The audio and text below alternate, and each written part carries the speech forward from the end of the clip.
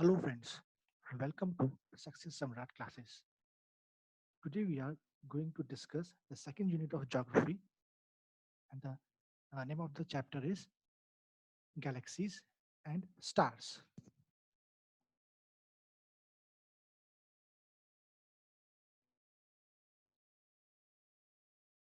Now we will start with the definition of galaxy. Before we go further for the galaxy, what is exactly our universe consisting of? It consists of galaxies, then stars, and then solar system. Now the question arises, what is a galaxy? Galaxy are huge congregations of stars that are held together by their own gravity. Because of their huge sizes, the galaxies are also called as island universe. इसका मतलब ये हुआ कि Galaxy जो है एक group of star से मिलके बनी है. Now, a galaxy in general is a constellation. The term is constellation. Constellation means the arrangement of star.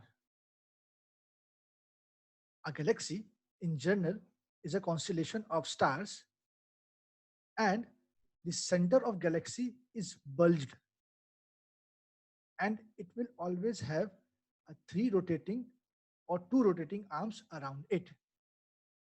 The stars are present in the arms of galaxy, and they are highly concentrated at the core or at the center of the galaxy, that is the bulged area. So if we go in a simple way, इस तरीके से होगा कि Galaxy जो है एक collection of stars है और इसका सेंटर पोर्शन बल्ज होता है और इसके चारों तरफ दो या तीन आर्म्स होती हैं जो रोटेट करती रहती हैं. स्टार्स इस दोनों आर्म्स में भी होते हैं, दो या तीन आर्म जितनी भी है उसमें स्टार्स होते हैं, और जो कोर है, जो सेंटर पार्ट है या जो बल्ज पार्ट है गैलेक्सी का, वहां पर भी होती हैं. नाउ द डिफरेंस दैट जो कंसंट्रेशन ऑफ स्टार्स है वो मैक्सिमम है गैलेक्सी के कोर में. Second topic is forms of galaxy. तो galaxy are mainly of 5 forms. First is spiral, second is barred spiral, third is elliptical, fourth is cannibal, and fifth is amoeba. I have taken Milky Way and or Mandagini separately. So now, what is a spiral galaxy? The spiral shaped galaxy is a disc shape and have two or more arms rotating around it. This means it will have two or more arms which will rotate around its bulge. The example is Milky Way and Andromeda. Spiral shape Galaxy इसके नाम से पता चलता है कि spiral shape की होगी. इसमें एक डिस्क शेप स्ट्रक्चर बना होगा इसका, और इसके आसपास आर्म्स, इसके रोटेटिंग आर्म्स चल रहे होंगे. इसका एग्जांपल है Milky Way and Andromeda galaxy. Second is barred spiral. तो स्पाइरल और बार्ड स्पाइरल जो गैलेक्सी में फर्क इतना होता है कि जो बार्ड स्पाइरल गैलेक्सी है इसके सेंटर में एक रॉड लाइक स्ट्रक्चर होगा, और ये रॉड लाइक स्ट्रक्चर जो है ये एक न्यूक्लियस का काम करता है. Okay, so now the standard definition for barred spiral galaxy is the barred spiral shaped galaxy has a rigid bar at the center with the spiral arms. The bar act as nucleus and rotates, an arm rotates around it. Yeah, it rotates and has millions of stars. Simple सा फर्क है spiral shape और बार spiral shape में कि बार spiral shape में एक centre nucleus होगा जो कि रॉड की तरह रिजिड होगा. Now elliptical shape of Galaxy. अब हमें पता चला कि स्पाइरल में और बार्ड स्पाइरल में आर्म्स होंगे. स्पाइरल और बार्ड में ये पता कि बार्ड में एक सेंटर रिजिड कोर भी मिल रहा था. अब इलिप्टिकल जो गैलेक्सी होगी इसमें कोई आर्म्स नहीं होंगे और इनके जो शेप होगा वो वेरी करेगा, वो स्फेरिकल भी हो सकता है, इलिप्टिकल भी हो सकता है, वो सॉशर शेप भी हो सकता है. So what is the elliptical Galaxy? The elliptical shaped galaxy is elliptical in shape with no arms. The galaxy range in shape from the galaxy show different type of shapes such as spherical, elliptical, or extremely saucer shaped. Now, next come Cannibal. अब cannibal Galaxy का नाम से पता चल रहा है कि ये वो गैलेक्सी होंगी जो दूसरी गैलेक्सी को खा जाएंगी. तो अब ये बिल्कुल डिफरेंट गैलेक्सी हो गई. So the cannibal are type of elliptical galaxies, but they are so large that they exert a huge gravitational pull which makes them to swallow up the other galaxies, the other smaller galaxies. मतलब क्या हुआ, ये बहुत बड़ी galaxies होती हैं, एक typical type की इलिप्टिकल गैलेक्सीज होती हैं और ये इनका ग्रेविटेशनल फोर्स इतना ज्यादा होता है कि ये दूसरी जो छोटी गैलेक्सीज होती हैं उनको सॉलो कर लेती हैं.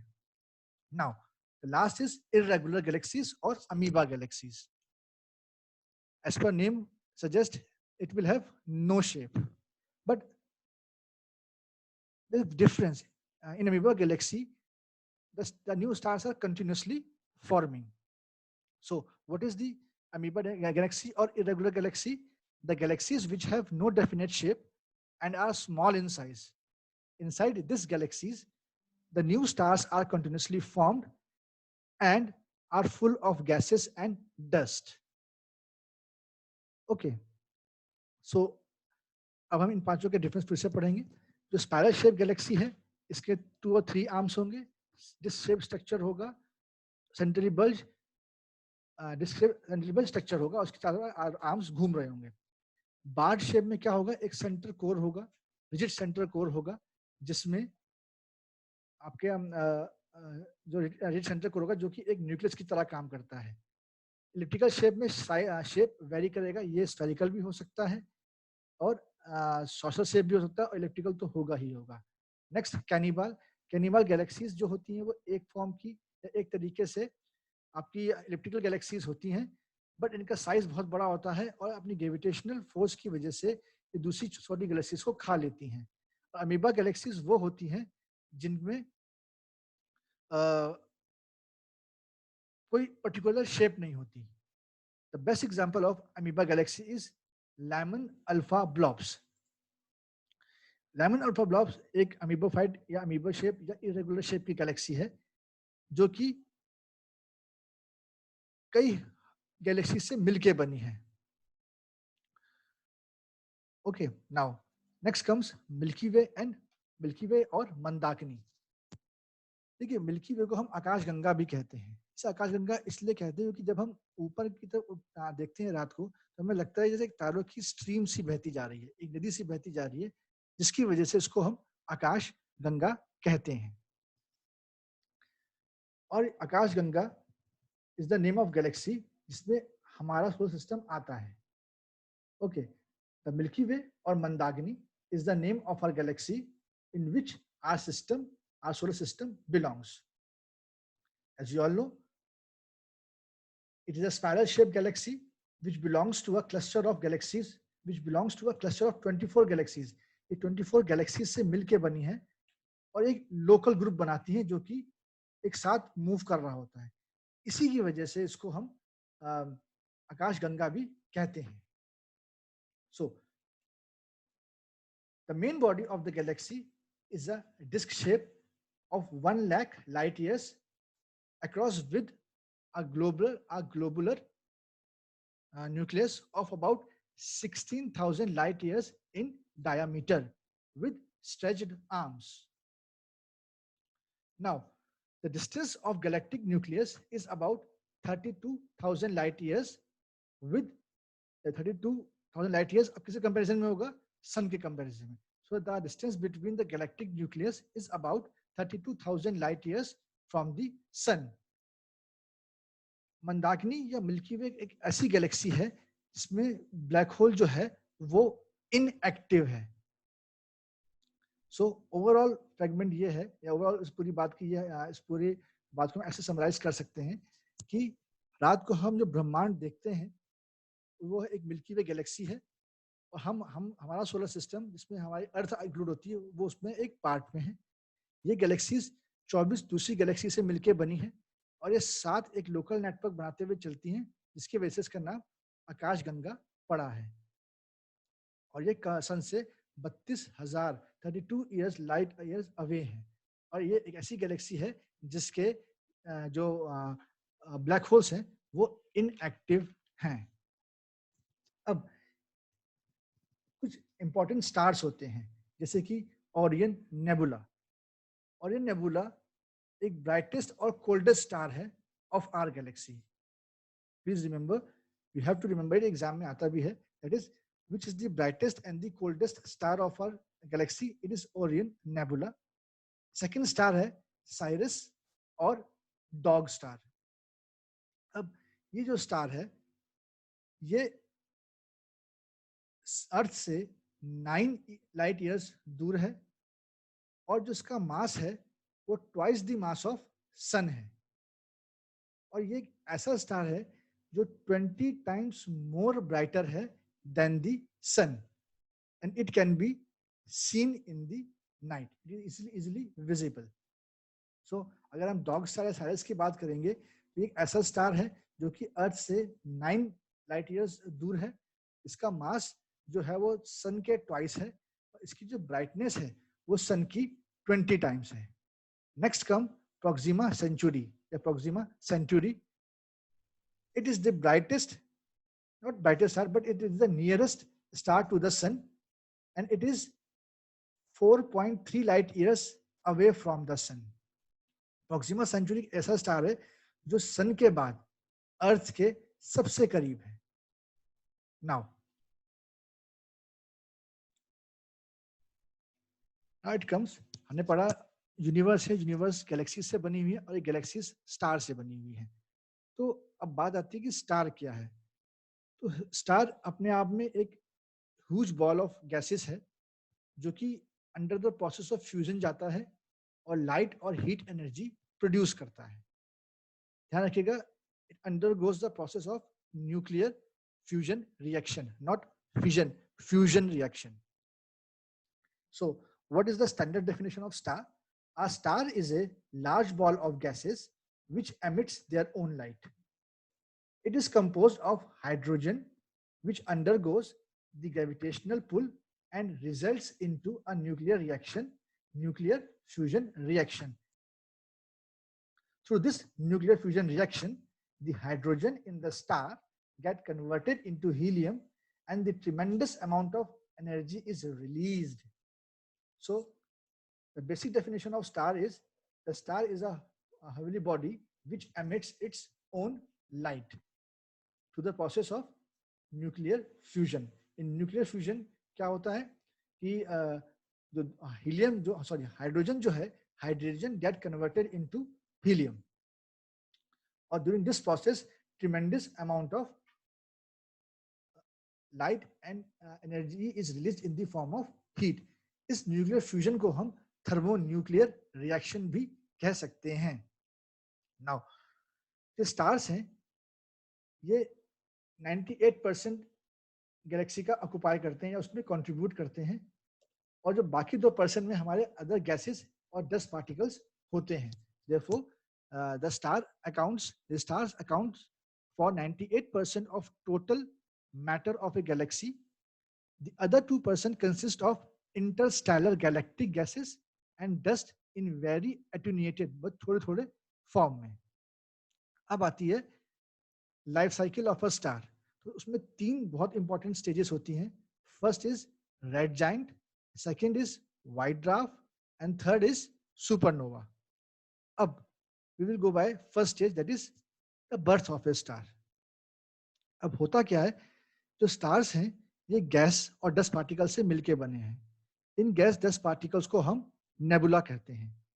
अब ये नेबुला जो होता है ये कोलैप्स, ये कॉन्ट्रैक्ट करता है under the force of attraction, that is gravitational force.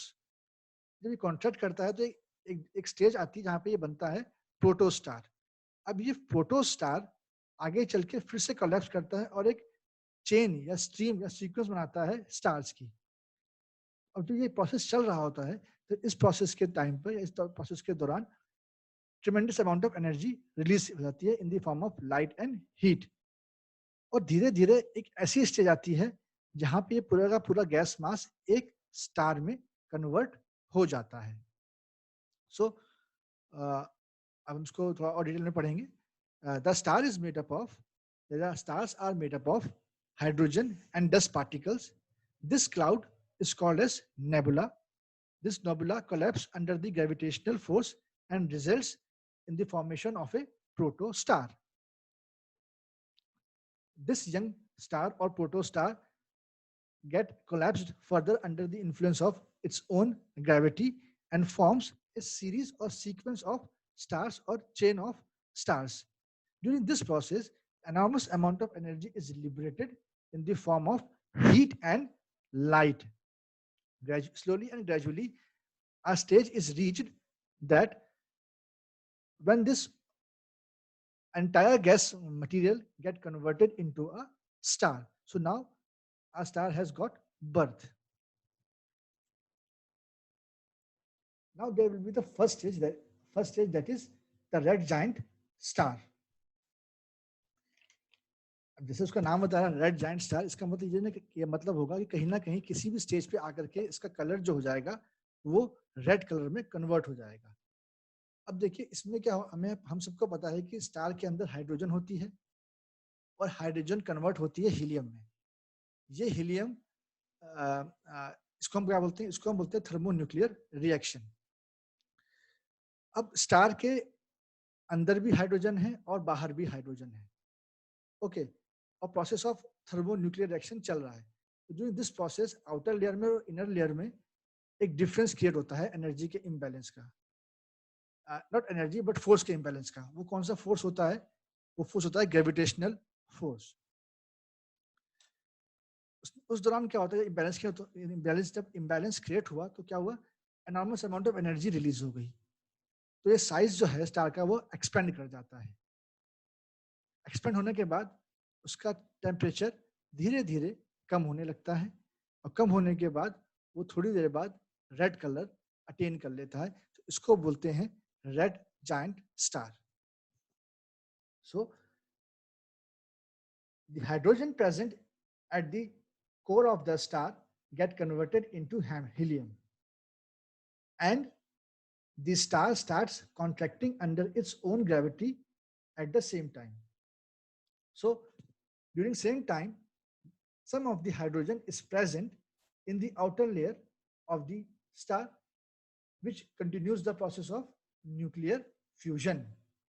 Therefore, it results in imbalance of gravitational pull of the star at the center. Because of this difference, enormous amount of energy is released. So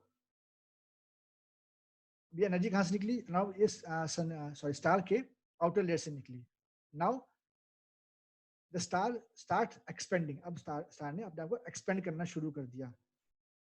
after some time the temperature of star starts falling.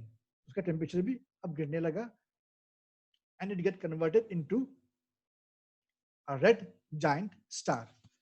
अब यहां से जो star का future है वो उसके depend करेगा उसके इनिशियल मास पे। और ये वो चीज होती है जहां पे हीलियम, जब हाइड्रोजन से बना हीलियम, हीलियम कन्वर्ट हुआ कार्बन में और carbon gate converted into heavy metal like iron. Now the red giant state is followed by white dwarf star. अब व्हाइट ड्वार्फ स्टार क्या हुआ, मैंने आपको बताया था कि रेड जायंट स्टेज में जो फ्यूचर होगा स्टार का वो उसके मास पे डिपेंड करेगा कि वो आगे सरवाइव कैसे करेगा। तो उसकी से आती है the white dwarf star. If the इसमें एक वैल्यू आती है 1.4 ऑफ सोलर मास। वो वैल्यू होती है उस वैल्यू से अगर कम होगा या ज्यादा होगा उसी पे पूरा इसकी ये व्हाइट ड्वार्फ स्टेज डिपेंड करेगी। White dwarf star is also called as fossil star. If the initial mass of the star is less than 1.4 of the solar mass, अभी solar mass क्या हुआ? The mass of the sun. Then the life of the star would end in white dwarf star. Okay, अगर उसका मास सन के मास से 4 times कम हुआ तो वो एंड करेगा एक व्हाइट ड्वार्फ स्टार में, और अगर उसका मास इससे एक्सीड कर गया 4 टाइम्स तो वो ब्लैक होल में कन्वर्ट हो जाएगा. So this is called as white dwarf star. Now ये व्हाइट ड्वार्फ स्टार आगे चल के आपका ब्लैक ड्वार्फ स्टार में कन्वर्ट हो जाता है. नाउ अगर उस स्टार का मास सन के मास से 4 टाइम्स ज्यादा हुआ तो वो एंड करेगा न्यूट्रॉन स्टार में. अब न्यूट्रॉन स्टार क्या हुआ? न्यूट्रॉन स्टार वो होता है जो अपनी ही एक्सिस पे घूमता रहता है, और इसका दूसरा नाम होता है pulsar. So the spinning of neutron star around its own axis is called as is known as pulsar. अब ये न्यूट्रॉन स्टार जो है ये आगे और कन्वर्ट या और कॉन्ट्रैक्ट होता रहता है, और ये पर्टिकुलर पॉइंट तक कॉन्ट्रैक्ट करता है और वहां पे ब्लैक होल बनाता है. और अगर ये ब्लैक होल भी श्रिंक करता रहा तो ये सुपरनोवा के फॉर्म में एक्सप्लोड कर जाएगा और स्टार खत्म हो जाता है. सो पूरा फंडा जो है व्हाइट ड्वार्फ स्टार का तो ये है कि रेड ड्वार्फ स्टार के बाद एक इनिशियल क्रिटिकल मास पे आ गया. यहाँ पे क्या हुआ? अगर वो मास 4 टाइम्स कम हो गया तो व्हाइट ड्वार्फ स्टार में एंटर कर जाएगा, और अगर वो 1.4 से ज्यादा हो गया तो वो ब्लैक होल में कन्वर्ट हो जाएगा. अब क्या होगा? ये ब्लैक होल में और श्रिंक करते सॉरी न्यूट्रॉन स्टार में कन्वर्ट हो जाएगा. ये न्यूट्रॉन स्टार और श्रिंक करता रहेगा, इसे कन्वर्ट कर देगा सुपर ब्लैक होल में, और ब्लैक होल अगर फर्दर कॉन्ट्रैक्ट करता है तो सुपरनोवा में एक्सप्लोड होकर के जो लाइफ होगी स्टार की वो खत्म हो जाएगी. सो white dwarf star or fossil star, if the initial mass of the star is less than 1.4 of the solar mass, that is the mass of the sun, then the life of the star ends at as the white dwarf star. But if the mass exceeds to the limit of 1.4 of the solar mass, then it turns into a black hole. The white dwarf star get converted and it turns into a black dwarf star. If the mass of the star is much more than the mass of the sun, it becomes a neutral star. If the mass of the star is more than the mass of the sun, it becomes a neutron star. The neutron star is the star which spins around its own axis. This is also known as pulsar. Now, the neutron star continues to contract and concentrate, and it gets concentrated on a one point. This condition is called as the black hole. Now, the black hole continues to shrink and it explodes in the form of supernova that results into the death of the star. Thank you for your time.